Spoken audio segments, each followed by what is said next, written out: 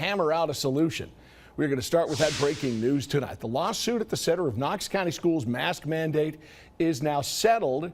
This is the case that started last September, with a mask mandate just being lifted last month temporarily, dependent on this mediation.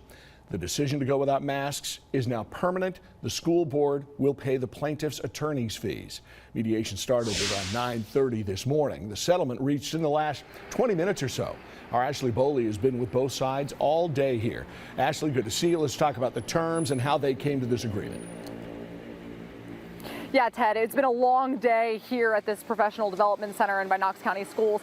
A day that the Board of Education members, they started out to seem pretty happy at first. Then as the day moved on, they seemed to be pretty aggravated by what was happening. Now, we could only listen into what the board members were discussing. The plaintiffs were in a private room, so we don't know exactly what all was happening there, but we do know the mediator was going between that room as well as the Board of Education.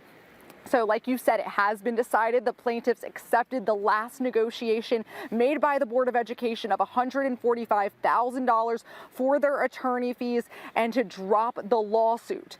Now that, along with a few other things they talked about as well, they are going to split the mediator costs 3 ways among the state as well as the Board of Education and the plaintiffs. They are going to drop the lawsuit in its entirety, and the board admits to no wrongdoings. Now, the meeting started at 9:30. Like you said, we couldn't bring in any recording devices or phones. That's why we're doing all of this out here still right now. We just took notes, we listened in and kind of followed what all was being discussed in the public sphere.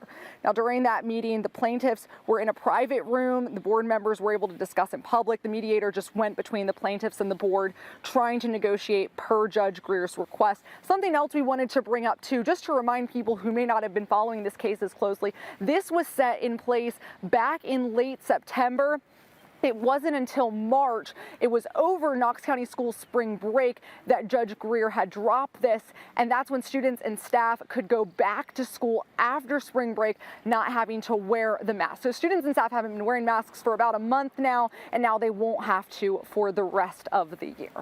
We'll be continuing to follow this story. For now, live in Knox County, Ashley Boley, WBLT News. Ashley, thanks a lot. A lot of technical stuff in there to get this settled, but kids, teachers no longer required to wear masks in Knox County. Ashley Boley, thanks.